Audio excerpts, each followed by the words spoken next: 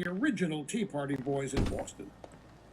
Buchanan says that new parties arise and outsiders are drawn into politics to fill voids and vacuums created by the failure of incumbent parties and politicians. Case in point, Buchanan says, is Gerson's boss, George W. Bush. With the country united behind him after 9/11, Bush called for a war on an axis of evil of Iraq, Iran, and North Korea that had nothing to do with 9/11. Then persuaded Congress to authorize an invasion of Iraq to strip it of weapons of mass destruction it didn't have.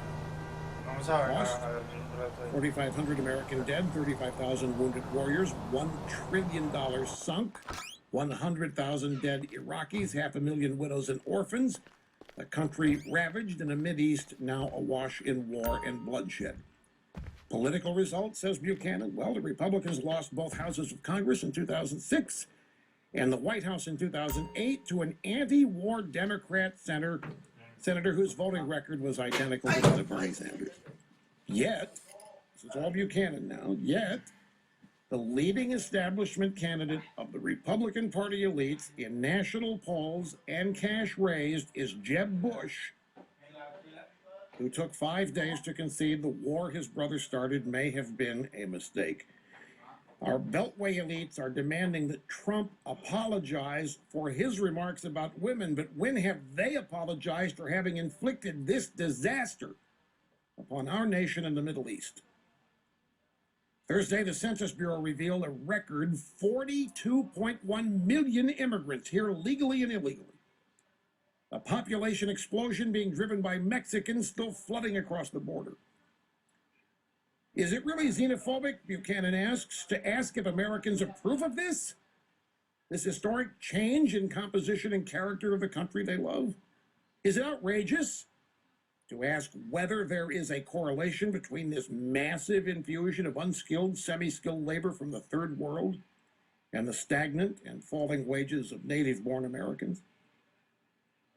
Anyway, skipping forward to the end here, Buchanan says Trump should tell the GOP, using the neocons' favorite phrase, all options are on the table, and that includes the Samson option.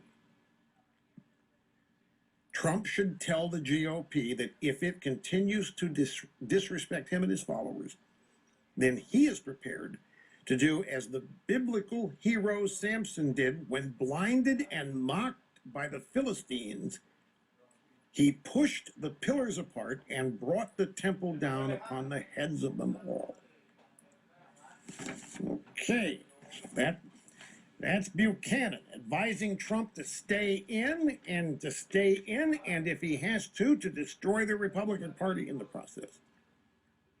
Those Philistines, them, right. Now, Trump, for his part, he's back today saying that he thinks he's going to face Biden in the general election because Hillary is going to unravel. He said today he believes Biden's going to edge out Clinton once her campaign's undone by the controversy over her use of this email server. And this is according to Breitbart. I think so, Trump said when asked if he can picture a fight with Biden in the general election next year. It just looks like Hillary's going to not be able to run. It looks to me like that's what's going to happen. I hear this thing is big league, Trump added, of the email controversy.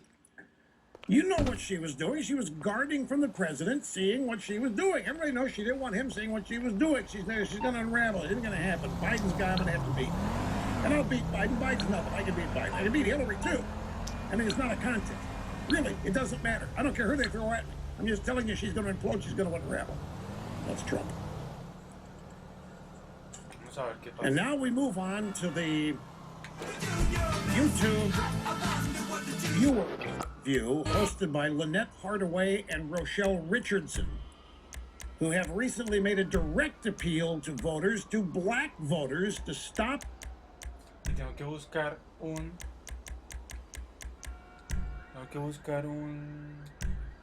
ATH. They can parade the narrative Black Lives Matter in front of people when we don't feel like our own lives matter. When we take and we burn down our neighborhoods. When we take and we kill our brothers and sisters. When we rob from them. When we do destructive things, what we're telling people is we don't care about our own fire and us. That's right. They were not through, folks. We just paused that to give everybody a chance to breathe. Lynette Hardaway and Rochelle Richardson continued. Get behind the candidate, Mr. Donald Trump.